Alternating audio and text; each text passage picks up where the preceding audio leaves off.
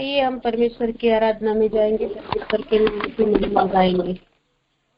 यीशु मेरा हमदम, मेरा राजा, मेरा प्यार। यीशु मेरा हमदम, मेरा राजा, मेरा प्यार। वो सबको शांति देता है, अपना लहू बहाकर। वो सबको शांति देता है, अपना लहू बहाकर। अपना हमें बनाता है, अपनी जान देकर। यीशु मेरा हमदम, मेरा राजा, मेरा प्यार। यीशु मेरा हमदम, मेरा राजा, मेरा प्यार। उसका नाम लेने से सबको शांति मिलती है, उसके पास जाने से सबको खुशियाँ मिलती है। उसका नाम लेने से सबको शांति मिलती है, उसके पास जाने से सबको खुशियाँ मिलती है। यीशु नाम में है शांति, यीशु नाम में है मुक्ति। यीशु नाम में है शांति, यीशु नाम में है मुक्ति। मुक्ति उसी का नाम है, सब नाम में है ऊंचा। यीशु मेरा हमदम, मेरा राजा, मेरा प्यार। यीशु मेरा हमदम, मेरा राजा, मेरा प्यार। गहराइयों में जाने से अनमोल चीज मिलती है, उसके पास जाने से सबको उधार मिलता है। गहराइयों में जाने से अनमोल चीज मिलती है, उसके पास जाने से सबको उधार मिलता है। वो राजाओं का राजा है, वो प्रभुओं का प्रभु।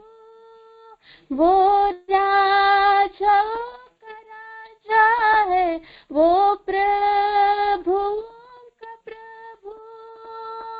हम भी उसी के दास है, उसकी सेवा करेंगे। यीशु मेरा हमदम, मेरा राजा, मेरा प्यार। यीशु मेरा हमदम, मेरा राजा, मेरा प्यार। मेरा राजा, मेरा प्यार। बोल प्रभु बोल, मेरे कानों को तू खोल, मेरे कानों को तू खोल।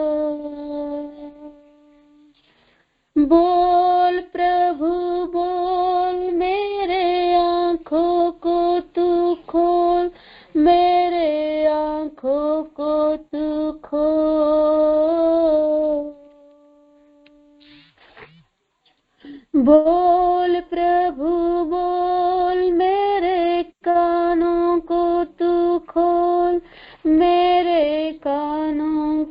तू खोल, ताकि मैं तेरे सुन सकूं। तेरी मीठी आवाज को सुनना है मुझे, तेरी मीठी आवाज को सुनना है मुझे।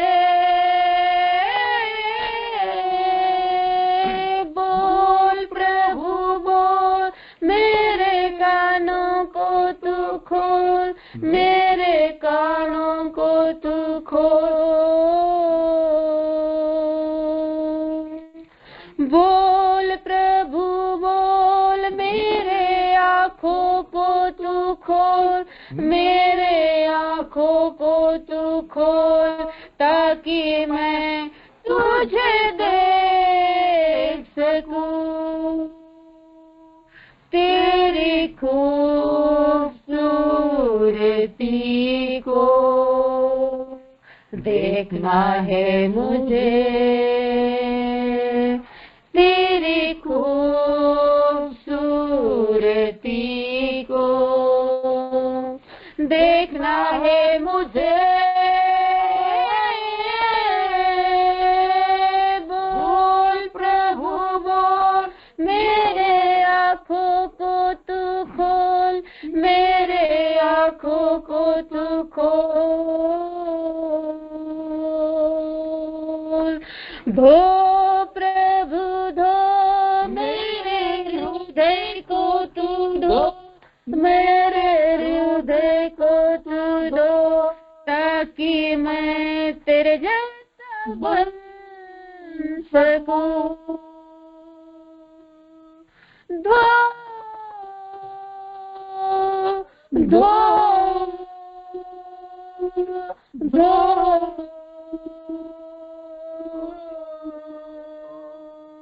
धो प्रभु धो, मेरे हृदय को तू धो, मेरे हृदय को तू धो, ताकि मैं तेरे जैसा बन सकूं। तेरे जैसा पवित्र बनना है मुझे, तेरे जैसा पवित्र बनना है मुझे।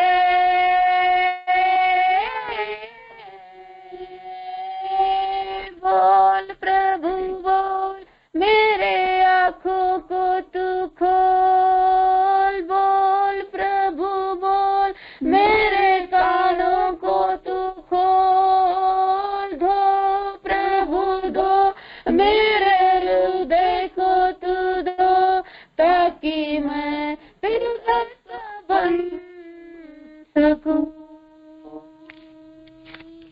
आमीन। Thank you. आइए इस वक्त हम प्रार्थना करेंगे। लॉर्ड, हम आपको धन्यवाद देते हैं, आपकी स्तुति करते हैं। पिता परमेश्वर, आपके सम्मुख हम आते हैं, हमारा जीवन अपने आप आपके हवाले करते हैं, ताकि पिता परमेश्वर आज हम प्रार्थना करते हैं, हमारे आंखों को तो खोल, हमसे तू बात कर, हमारे कानों को तो खोल, हमारे हृदय को तो धो, ताकि पिता परमेश्वर हमारे हर एक जिस्म का पार्ट पिता परमेश्वर आपकी महिमा करे, आपके जैसा पवित्र बने। हम चाहते हैं पिता परमेश्वर, इस संसार में रहकर कदम कदम पर पिता परमेश्वर हमसे पाप होता है, लेकिन पिता परमेश्वर हम आपके जैसा पवित्र बनना चाहते हैं। इसलिए आपका अनुग्रह, आपकी कृपा हम पे बने रहे, आपकी आशीष, आपका सामर्थ, आपके पवित्र आत्मा से हमें चलाए, ताकि पिता परमेश्वर हम हमारे जीवन में आपकी प्रशंसा करें, आपकी महिमा करें, पवित्रता में चले, और आपके जैसा बनकर इस संसार को के सामने एक नमूना बनकर पिता परमेश्वर उन्हें भी एक उद्धार का मार्ग बताकर आपके स्वर्ग राज्य के लिए उन्हें भी तैयार करे, ऐसा होने पाए। आज की बिचवाई प्रार्थना अपने आशीषित के मैं आपको धन्यवाद देता हूँ। पिता परमेश्वर, आने वाला वचन आप हमारे लिए आशीषित करना।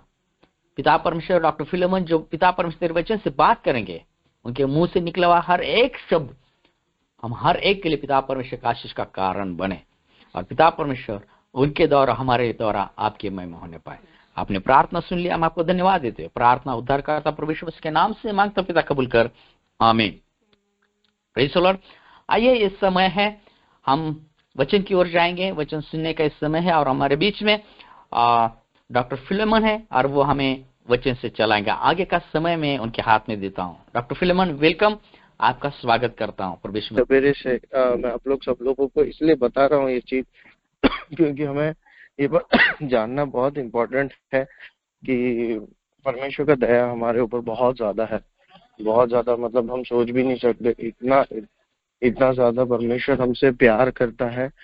और हम लोगों को कभी भी ये चीज से पीछे नहीं हटना चाहिए कि परमेश्वर हमसे प्यार करता है कि नहीं। हम बहुत सारे डाउट्स में रह जाते हैं उसके बीच में। हालेलुया। ये मैं इसलिए बोल रहा हूँ क्योंकि अभी जब मैं इधर को निकल रहा था मॉर्निंग में, तो क्या बोलते हैं, मेरा गाड़ी जो है वो ठीक नहीं हुआ, बंद हो गया बीच में। और बंद होने की वजह से मैं कुछ आगे पीछे कर नहीं पा रहा था। तो मैं परमेश्वर से सोचा था कि ऐसा क्यों हो रहा है। हमारे बीच में जो सवाल आ जाता, हम जो सोचने लग जाता कि यार परमेश्वर ऐसा क्यों हो रहा है ये चीज। तो मैं आप लोग से कहना चाहता हूँ कि ये ऐसे सवाल जब मन में आते हैं ना, उसे सब साइड में रखते हुए, क्योंकि बहुत सारे डाउट्स, नेगेटिविटी आजकल हमारी जिंदगी में बहुत आसानी से आ जाते हैं। तो मैं आपसे यही कहना चाहता हूँ कि नेगेटिविटी को दूर रखिए, इन सब चीजों को दूर रखना है, प्रार्थना करते हुए रहना है। क्योंकि आज का एक ऐसा जमाना है, हम सभी जन जानते हैं, हम सभी जन जिस विषय के लिए प्रार्थना करते हैं उसमें से एक है कि परमेश्वर मेरे विश्वास को क्या नहीं करना, तोड़ना मत करके। तो मैं आपसे वही कहना चाहूंगा कि जैसे कि बाइबल में इब्रानियों की पत्री हिब्रूस 3 में लिखा गया है कि क्या करना है। जिस प्रकार से मूसा विश्वास योग्य रहकर, हालेलुया, परमेश्वर के सामने रहा, उसी प्रकार से इब्रानियों की पत्री उसका 3 अध्याय, उसमें लिखा गया है कि जिस बुलावट के साथ में आपको बुलाया गया है, वो बुलावट को हमें नहीं भूलना है। हालेलुया। क्योंकि वो पवित्रता जिस प्रकार से हमने स्टार्ट किया, उस चीज में ही रहकर उसमें ही एंड करना, ये बहुत इम्पोर्टेंट है। स्टार्टिंग में जैसे कि हम देखते हैं, हम में से बहुत जन ने देखा होगा, कभी कभी ये चीज हमारे साथ में भी हुआ होगा। जिस दिन हम बपतिस्मा लेते हैं, हम बहुत अच्छे से क्या बोलते हैं, विश्वास में रहने के लिए हम कोशिश करते हैं। हम बहुत सारी चीजें वायदा करते हैं, परमेश्वर के साथ में वायदा करते हैं कि अब से लेकर परमेश्वर मैं कोई धोखाधड़ी वाला काम नहीं करूंगा, मैं कोई बकवास काम नहीं करूंगा, मैं कोई इधर उधर की काम नहीं करूंगा करके, ठीक है ना। और उसके बाद जैसे जैसे जिंदगी आगे बढ़ते जाती है ना, हम क्या कर देते हैं, थोड़ा सा डगमगा जाते हैं। जैसे कि मैं आपको एक एग्जांपल दे रहा हूँ। मैं अभी सवेरे मेरा गाड़ी बंद हो गया है ना, मेरा गाड़ी बंद हो गया, मैं ऑन ही नहीं हो रहा है मेरा गाड़ी। मैंने एक जगह पे, एक जहाँ पे दुकान बंद था उसके सामने जाके जब गाड़ी रखा, तो उसका जो उधर एक वॉचमैन खड़ा था, वो मेरे पास में आके बोला कि क्या हो गया, इधर गाड़ी नहीं खड़ा करने का। तो मैंने बोला अरे मेरा गाड़ी चालू नहीं हो रहा है, तो मैं कैसे कैसे करके यहाँ तक आया हूँ, तो मेरे को थोड़ी देर के लिए टाइम दीजिए। वो मैकेनिक जब तक आता नहीं है, मैं वो क्या बोलते हैं, गाड़ी इधर रहेगा, मैं अभी चालू नहीं कर पा रहा हूँ। तो वो मुंह पे देख के मेरे को बोलता है कि आप झूठ बोल रहे हो, आप 100% झूठ बोल रहे हो, आपका गाड़ी बंद हो गया करके, हमें विश्वास ही नहीं करूंगा करके। मैं बोला अरे ऐसा क्यों, मतलब मैंने बोला अरे मैं सवेरे सवेरे झूठ क्यों बोलूंगा आपसे। तो बोलता नहीं नहीं, आप इधर से कैसे भी गाड़ी हटाओ। तो मैं बोला देखो, मेरे को ना सवेरे सवेरे झूठ नहीं बोलना है, ना ही तुमको क्या लग रहा है कि मैं अपना झूठ बोल के यहाँ पे गाड़ी क्यों खड़ा करूंगा। तो लोग जो है, जब उनकी बातें हम सुनते हैं, तो हमें अंदर से क्या होगा, गुस्सा आता है। वो गुस्से में क्या होता है, हम गुस्से में आके हम कुछ ना कुछ बकवास बोलते हैं। तो जो हमने परमेश्वर से प्रॉमिस किया था कि परमेश्वर गुस्सा नहीं करेंगे, वैरता नहीं रखेंगे, किसी के अगेंस्ट में कुछ गलत नहीं बोलेंगे, वो सब कुछ हम तोड़ के क्या कर देते हैं, उनके अगेंस्ट में उनको कुछ ना कुछ बोल देते हैं, उनको हम लोग तो परमेश्वर कह रहा है कि हमें जिस तरह से विश्वास योग्य मूसा रहा, उसी प्रकार से विश्वास योग्य हमें जिंदगी भर में रहना है। जैसे कि गए बार जितने जन अहमदनगर से ये बातें आवाज सुन रहे हैं, मेरी आप लोगों सबको पता है कि जब Shibu Thomas pastor uncle Ahmednagar में आए थे, उन्होंने क्लियर कट एक चीज बोला था, वो ये था कि आपको जो है परमेश्वर के साथ में परमेश्वर की गति को समझ के, परमेश्वर की इच्छा को समझ के परमेश्वर को खोजते हुए रहना है। पर पहले उसके राज्य का खोज करो, उसके साथ में ये सब कुछ आपको दिया जाएगा, है ना। तो परमेश्वर हमसे क्या चाहता है कि हम लोग पहले वो चीजें करें कि परमेश्वर, तो मूसा ने वही चीज किया है। आप देखोगे मूसा के बारे में ऐसा है कि मूसा को गुस्सा बहुत आता था, है ना। उसी गुस्से के बारे में हम सभी जानते हैं। उतना ही गुस्सा हम में से कई जनों के अंदर है, लेकिन उसमें से जब परमेश्वर ने उसको बुलाया, इतना परमेश्वर के बुलाने के बाद भी जब वो पर्वत से निकल के आके 10 कमांडमेंट्स को लेके, 10 आज्ञाओं को लेके जब इसराइली लोगों के बीच में, और इसराइली लोग गलत कर रहे करके देखा, तो उसने क्या किया, अपने पत्थर वो जो कमांडमेंट्स दिया था वो नीचे डाल के तोड़ दिया था। इतना गुस्सा, सोचो पत्थर को फेंक के तोड़ने लायक गुस्सा इतने इंसान में है। तो वो इंसान को परमेश्वर जब यूज कर रहा है, और उसके अगले वचनों में क्या लिखा गया, उसने इतना क्षमता आ गया, इतना पेशेंस आ गया कि वो हर एक चीज के लिए क्या कर रहा है, प्रार्थना कर रहा है।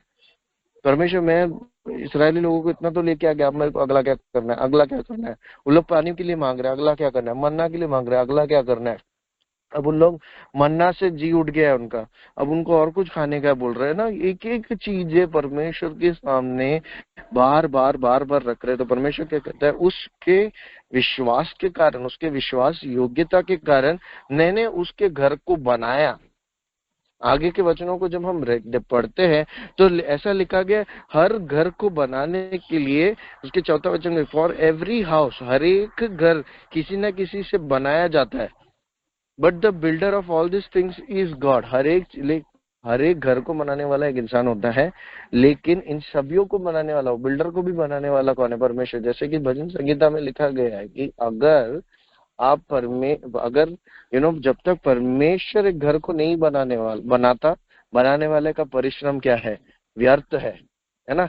लेकिन तो ये बात हमको समझना है कि जब तक परमेश्वर मेरी जिंदगी को नहीं बनाता, जब तक परमेश्वर मेरे घर को नहीं बनाता, जब तक मैं परमेश्वर के संग में, परमेश्वर के सामने, जैसे मूसा विश्वास योग्य था, उस तरह से अगर मैं विश्वास योग्य नहीं रहता on the day of my baptism, सिर्फ नहीं जब मैं सिर्फ बपतिस्मा लेके रहता हूँ उसी दिन नहीं, जिंदगी के हर कदम पे, जब मेरे पास्टर मुझे सही चीजें नहीं बोलते, जब लोग मुझे सही चीजें नहीं बोलते, जब कोई ऐसा चीज जो मुझे उत्साहित करता है गलत काम करने के लिए, ये ऐसे टेम्पटेशंस, परीक्षाएं आपके सामने जब आएंगे, ट्रायल्स एंड टेम्पटेशंस जब आपके सामने आएंगे, ऐसा लगेगा कि यार परमेश्वर क्या चल रहा है, ठीक है ना। उस वक्त में याद रखना कि आपको बुलावा किसने किया है।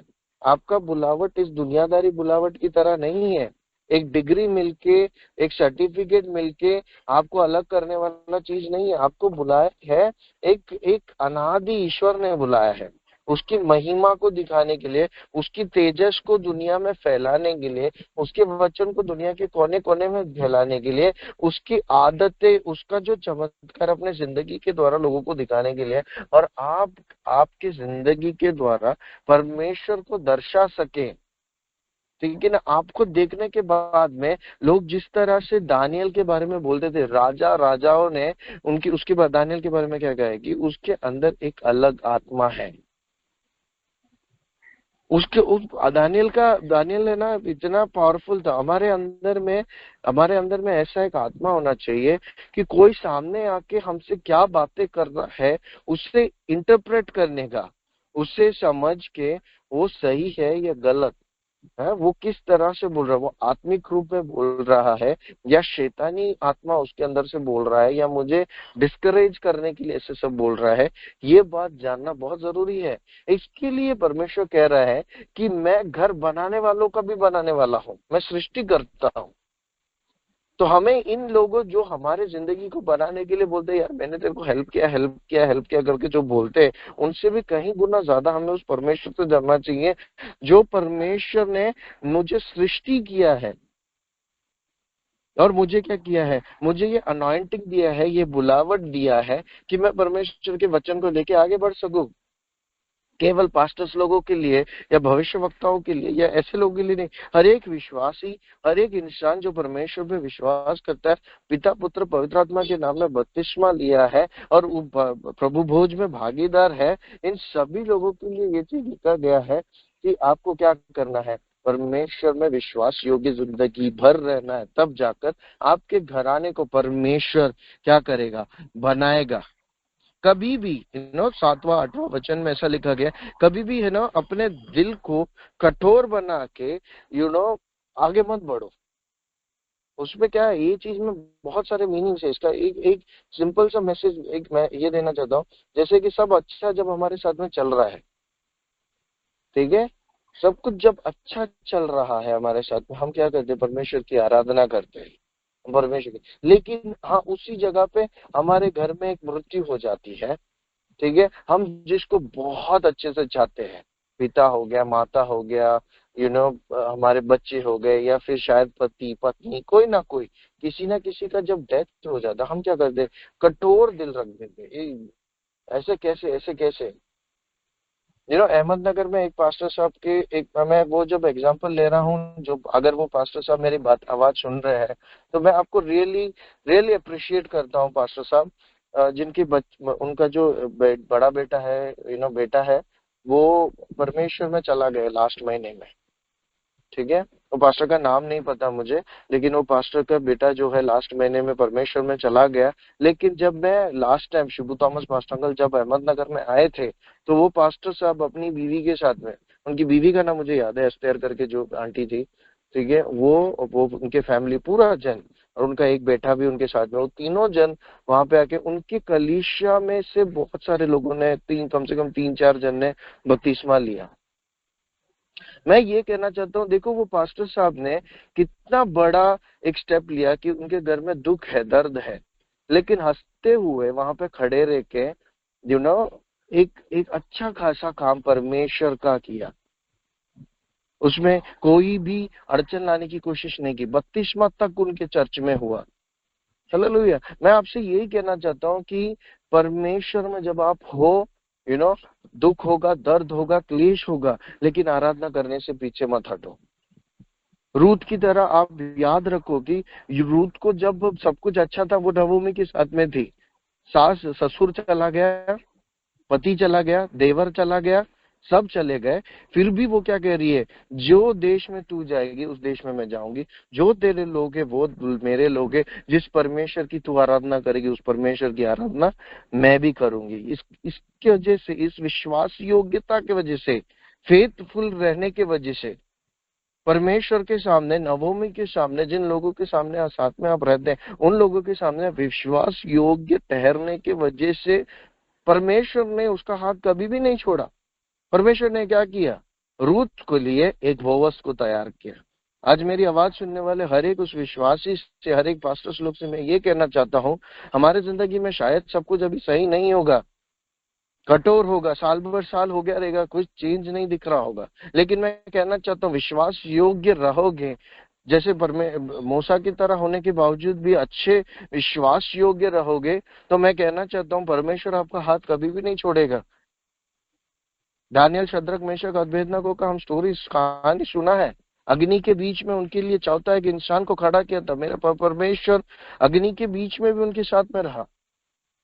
इसराइली लोग जब मरुभूमि से होके जा रहे थे, दिन में बादल का छाया, रात में अग्नि ज्वाला बन के उनके साथ में खड़ा रहा, लाल समुद्र के बीच में 2 भाग करके रहा, जंगल में से रास्ता निकाला, मरुभूमि में से रास्ता निकाला, जो देश उनके लिए लिखा गया था वो देश में उनको देके गया। तो मैं आपको एक ही चीज कहना चाहता हूँ कि हम लोग अपने कंफर्ट जोन में रह के, थोड़ा सा जब चीजें ऊपर नीचे हो जाता है तो उसे कंप्लेन ना करते हुए, विश्वास योग्य रहते हुए, दिल को कठोर बनाते हुए, ये परमेश्वर बाइबल में एक चीज लिखा है, मेरे जिंदगी में एक चीज हो रहा है, ये चीज ऐसा कैसे हो सकता है, 40 साल से हमारे साथ में ऐसे हो रहा है, साल भर साल से ऐसे हो रहा है, कोई चेंज नहीं हो रहा है, और उस वजह से जाके क्या करते हैं, हम चर्च जाने से बंद हो जाते हैं, हम आराधना करने से पीछे हट जाते हैं, और जब पास्टर हमारे पास में आके समझाने की कोशिश करता है या बड़े बुजुर्ग हमारे पास में आके हमें समझाने की कोशिश करते हैं, तो हम क्या करते हैं? बोलते हैं चुप रहो, तुम्हारे साथ में ये चीज नहीं हुआ है, इसके लिए तुमको पता नहीं है। ठीक है, इसके लिए आज जितने जन मेरी आवाज सुन रहे हैं, मैं यही बोलना चाहता हूँ, जैसे एक यही वचन बोल के रखना चाहूंगा, और वो ये है कि अगर आप विश्वास नहीं करते हो और कठोर दिल रख के परमेश्वर के सामने रिबेलियस बन के, भागी बन के अगर खड़े रहोगे, तो मैं आपसे एक ही चीज कहना चाहूंगा कि परमेश्वर आपके घर को नहीं बनाएगा। परमेश्वर बोलेगा मेरे साथ में तू विश्वास योग्य नहीं था, इसलिए मैं तेरा घर नहीं बनाऊंगा। ठीक है ना? और उस घर ना बनाने की वजह से मेरे साथ में अनंत काल की जिंदगी तेरे को नहीं मिलेगा करके। तो ये चीज को अपने दिमाग में रखते हुए मैं आपको कहना चाहता हूँ, परमेश्वर में विश्वास योग्य रहे, आप और आपका घराना हमेशा के लिए आशीषित रहे। हालेलुया। किसी प्रकार का शैतानी कार्य बीच में ना आए। अगर आ भी जाता है तो प्रार्थना करके उस क्लेश के ऊपर से चल के चली जाए। परमेश्वर आप सभी को आशीष दे। इन वचनों के द्वारा परमेश्वर आप सभी को आशीष दे। समय दिया हुआ इस कॉन्फ्रेंस को लीड करने वाले पास्टर साहब और इस मीटिंग में रहने वाले हर पास्टर्स लोगों को और हर विश्वासी लोगों को, आवाज सुनने वाले हर इंसान को परमेश्वर विश्वास योग्य ठहराए ताकि उनको अनंत काल की जिंदगी मिल पाए। यही मेरी प्रार्थना है, विनंती है परमेश्वर से। इन वचनों के द्वारा परमेश्वर आप सभी को आशीष दे। Thank you.